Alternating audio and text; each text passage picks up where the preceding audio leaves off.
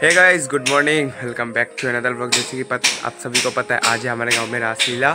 तो guys permanent नहीं, ये मतलब 3-4 साल से मतलब करते आ रहे हैं। तो गाइस फ़िलहाल उसमें आप लोगों से मिलेंगे। सुबह का बस एक ही क्लिप बनाऊंगा, उससे ज़्यादा नहीं, और रात को अच्छे से दिखाऊंगा आप सभी को।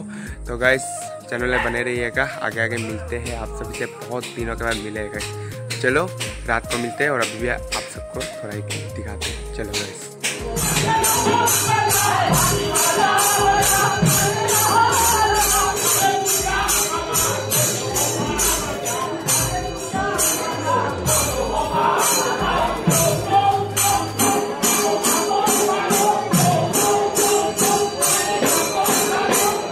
A few moments later.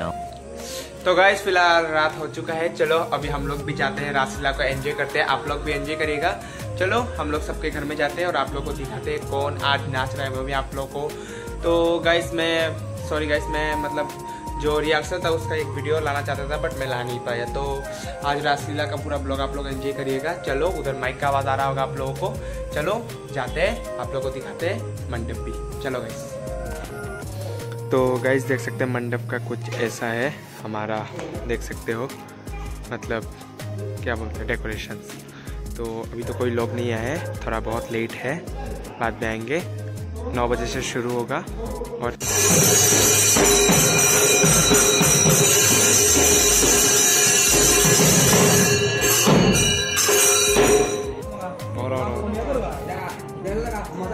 और किताब नहीं।